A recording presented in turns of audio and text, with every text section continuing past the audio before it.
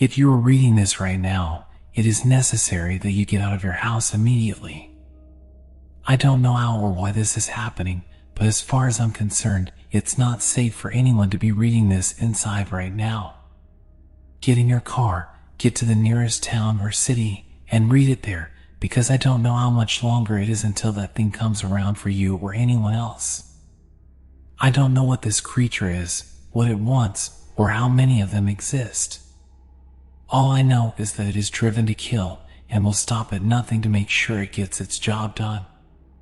If you fail to follow these directions, at least lock all your doors and windows, turn off the lights, stay somewhere safe, and make sure your presence is not known. Once you have done that, continue reading this, and I will explain what is happening to the best of my knowledge. One night, I was sitting at home watching TV. It was a rough week, so I was glad that the weekend finally came. I could sit around doing nothing and not really care about anything. Everything seemed normal, or so I thought. But while I was watching TV, I noticed something odd. Coming out of the forest in my backyard was a man. Well, I'm not sure I could exactly call it that. He was about 5 feet tall, pale white, completely naked, and had very long arms. And I mean very long arms. They were dragging behind him like dead weight, and the way he walked almost made it seem like they were a burden to him. His hands were dragging a very large object behind him that I could not see at the time. As he took each step, I noticed that he walked with a very lumbering motion. Each step seemed to drain the very life out of him. I almost wanted to help it. That is, until I saw its face. As it got closer to me, I saw that where his eyes were meant to be, there was nothing but 2 glowing red dots resting in swollen sockets on his face. He had no nose, and he lacked lips as well. His mouth was stuck in a very wide grin, and his teeth were very large. That is to say, if they were teeth. They were more like nails, protruding from his bleeding gums. It had long, jet black hair that almost touched his waist. The thing paid no attention to me, dragging whatever it was carrying behind it like it was his eternal duty. I could hear his soft panting and saw fog coming from his mouth after each breath due to the fact that it was the middle of winter. As he began to get closer to the house, became more and more terrified. I quickly and silently shut off my TV, turned out my lights, and hid in my bedroom upstairs. I looked out my window and continued to watch his actions. During this, the creature had now crossed my long backyard and made it to my house. At this point, I was finally able to see the horrific object it was carrying. In his arms, he was dragging the body of a young man behind him. I couldn't tell what the person looked like. He was too mutilated and torn up for me to be able to distinguish anything human about him. The creature then picked up the body and hung it against the wall with a meat hook, which was already pierced through the man's blood-drenched head. I nearly vomited at the sight of this. The creature walked backwards, stretching out its arms and letting out a subtle yawn. It was as if it had finally completed a very hard task. It walked up onto my back porch, its pace quickening after it had hung up the body. I waited in silence and terror, the only noise coming from my quickly beating heart pounding against my rib cage. Then it looked up at me, and its smile widened. I jumped back in horror as it stepped closer to my back door.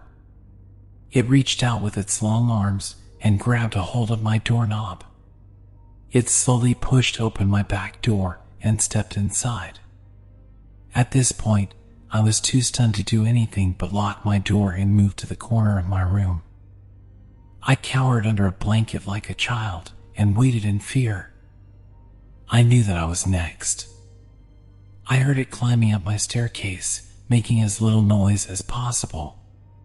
When it reached the top of my staircase, it stopped for a moment as if contemplating how to mutilate me.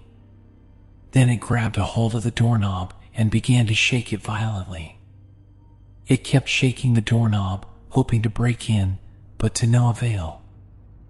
I heard the creature walk down the stairs and head out my back door. I watched the creature as it slowly sulked back into the forest. I waited for a few minutes in case it came back with some kind of axe to chop down my door. I must have waited in my room for half an hour before I finally decided it was safe. I quickly ran down the stairs and out of my house. I got into my car and drove out of there as fast as I could. Whatever that creature was, I didn't want to be around when it came back. I went to the nearest town and rented a hotel. I stayed there for the night, and I decided I would report the incident to the police in the morning. I wasn't sure they would believe me, but it was better than getting framed for a murder I didn't commit. The next day, I got up and drove to the police station to report the murders to the police. Right as I entered the station, however, I noticed everything seemed too calm. There were no missing person reports, no murder investigations taking place. It's as if the body I had seen last night had never existed. It might as well have been my imagination, too, because when I returned home, the body wasn't there. In fact, there was no trace that any of last night's events had happened. It was as if it was a dream. Yeah, that had to be it. It had to have been a dream. I probably just woke up frightened and ran out of my house in a panic. I kept telling myself these things, knowing in my heart they were not true. That night, I locked myself in my room and turned off my lights as soon as it got dark outside. I wanted to make sure the thing had no idea of my presence. Though it was hard to go to sleep, I finally dozed off. Only for a short time, as I was awoken at around 1 a.m. to the sound of scratching. I sat up in my bed and looked out my window, careful to stay hidden. To my horror, the creature was back, scratching against my wall. It was like it wanted to get my attention. When I looked at the wall where it placed the bodies last night, I saw 12 more in their place. Each one was hanging in a different gruesome way. 2 people hung upside down from barbed wire wrapped around their ankles. Others were nailed to the wall. One man was hanging from his intestines, which had been very precisely removed from his body.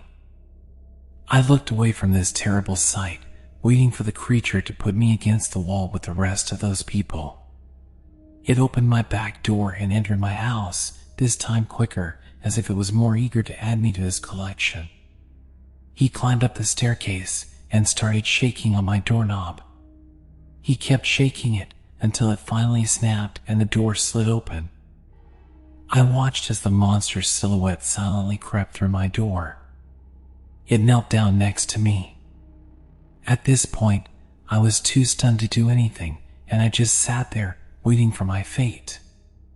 It placed its hands on my chin and lifted my head up so that I was forced to look into its empty eye sockets. I felt its warm breath against my face, which smelled of blood. And then, to my surprise, it spoke. "Father?" It spoke with a slow, raspy voice. I couldn't believe what I was hearing, this creature calling me his father, speaking almost like a child saying his first words. I never had a son, and I would know if I did have a son and it looked like this. It almost looked sad while it spoke. "Father? Are you scared, Father? Why are you scared, Father?" I kept looking up at the creature in horror. What the heck was going on? Did this thing really think I was his father? I sat in awe and shock at this horrible thing. "Father, look outside." It took long breaths between each word, as if talking was a struggle. "I made a gift for you. Do you like it?"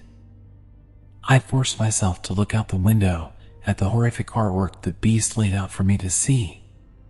The thing looked at me for a moment as I contemplated an answer.